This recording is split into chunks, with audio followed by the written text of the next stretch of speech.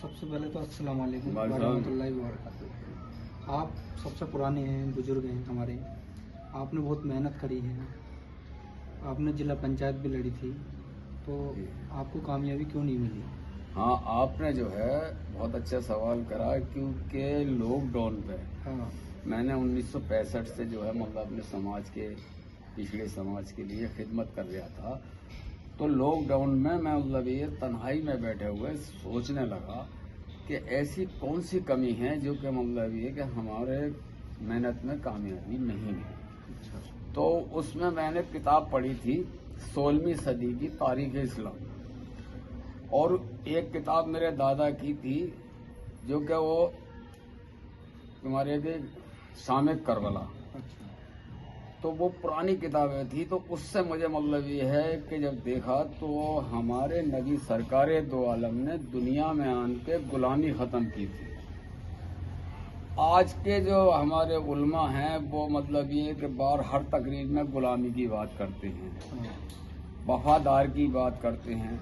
तो वहाँ जो उसमें शब्द लिखे हुए थे जानसीन, समझे, और हमदर्द, खादिम और हमदर्द, ये आए थे, पर गुलाम वाला लफ्ज नहीं आया था, न वफादार है जो पुरानी।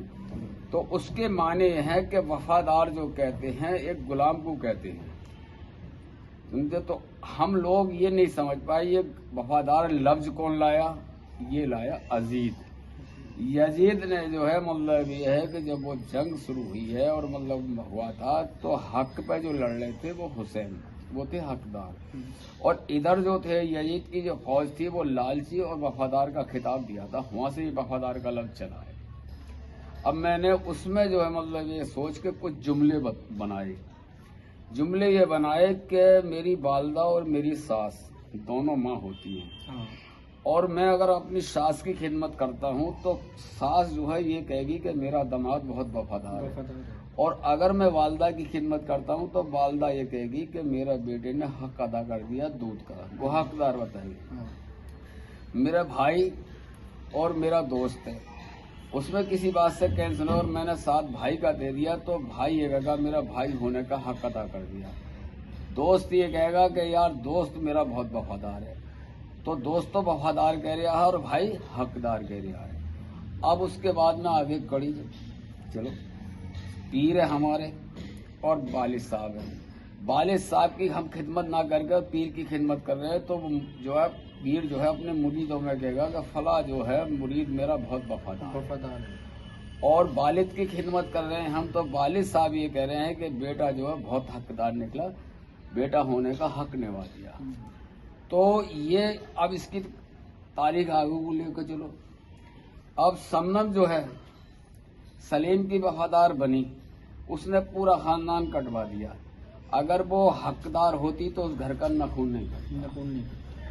अब करबला के मैदान का भी आपकी बात, करबला में जो है 22,000 जो है यजीद के वफादार और लालची थे, और हुसैन के साथ 82 जो थे वो हकदार थे। तो हकदारों को तो जन्नत मिल गई और वफादारों को दोजख मिल गई।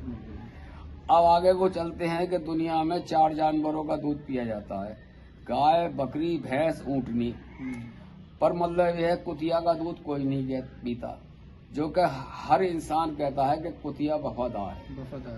तो वफादार से लफ्ज जो आता है वो वहाँ आता है जो अपने कुत्ता जो है या कुतिया जो है अपने को देख के, अपनी बिरादरी को देख कर भौंकती है। जो अपनों से गद्दारी करता है तो उसका सिला वफादारी में मिलता है।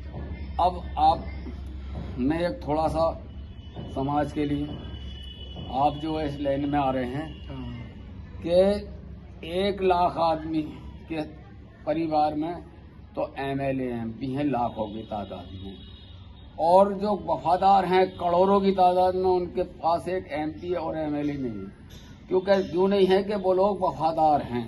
अगर वो हकदार हो जाते तो उनके यहाँ जो है MLA MP करोड़ों में भी होते। तो ये जो कारण है हकदार और वफादार, इसे समझना है।